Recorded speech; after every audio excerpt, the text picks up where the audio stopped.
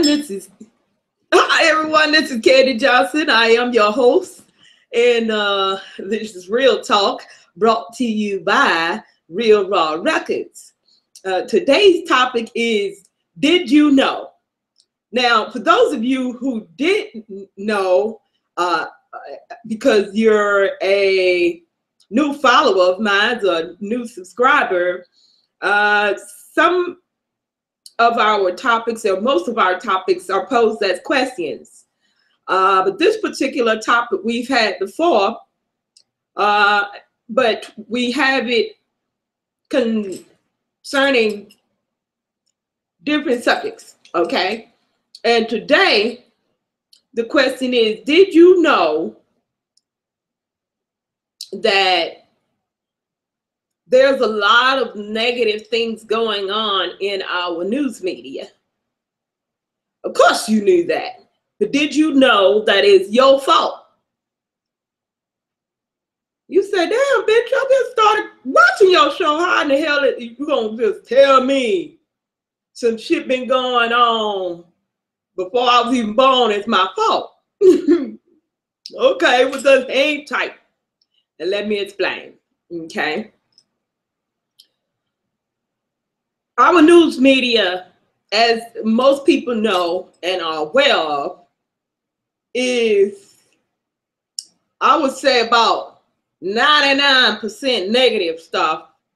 And every now and then it'll have a little something positive, especially around the holiday season when they want to get you to spend a bunch of money in a store. They want to make you feel good and everything. So they'll post a little feel good stories in the newspaper, or or they'll have a few little feel-good stories on the news, okay? However, even with the few little stories that they run during the holiday season, most of the year and most of the time, every day, the consistency of negative media is what floods every media source there is available. That includes TV, radio, social media, and online sources and so forth, newspaper, even magazine articles, okay? You may find a little more positive post in a magazine article, or perhaps some things are more neutral, because they're on the topic of whatever that magazine predominantly speaks about. So if you have a baby magazine, of course, it's not going to be a lot of negative stuff in there. If you have an arts and craft, so forth and so on. But to get to the point of why I said that it's your fault that we have predominantly negative news in our media sources, is because, according to those that have, it's their job to do research, to do demographics, for marketing purposes. It's their job to find out what people like, okay? And I think they're called analysis, market analysis, and they have some other kind of fancy names. But the point is, it's their job to find out what people like, okay? Now, what you got to understand about business, even the news is business. It's strictly business. Please understand, it's strictly business. And although they force us to watch it on the TV stations, and they force us to listen to it on the radio stations, and we could, we could turn it off. But for the most part, most people, when they turn on their TVs or when they turn on their radios, they just turn it on and just leave it on. So that's what I mean by we're forced to watch and to listen to whatever they broadcast. All right. nowadays with the with all the options that we have to choose what we listen to, we're not forced as much to listen to it. So we, you know, choose other options where we can kind of avoid the news. So please tell me this. If you think I'm wrong for saying that it's your fault for that we have mostly negative stuff in our media, then please tell me this. Why is it that with all the options that we have in our society nowadays with new technology, please tell me why are people still posting negative news articles, negative videos, negative. I'm telling you, out of all the resources that we have to share information with one another, if you wanted to indulge in positive things, you have that option. Please tell me why, if somebody posts something positive,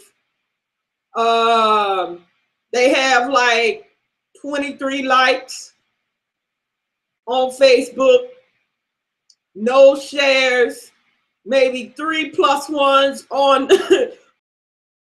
that includes mine. I will +1 anything positive. But please tell me why in the hell, when you have positive things going on and somebody's doing something really positive oriented, you can't get no shares, you can't get no likes, you can't get no +1s on Google. And Jenna, for the most part, people know more about shootings and killings of the cop killing people and all this kind of shit happening way across the country, but they don't know nothing good about what's going on right next door. You know why that is? It's your damn fault. It's your damn fault because the analysis that I was talking about, the professional analysis, demographic analysis, they found out that people like negative shit.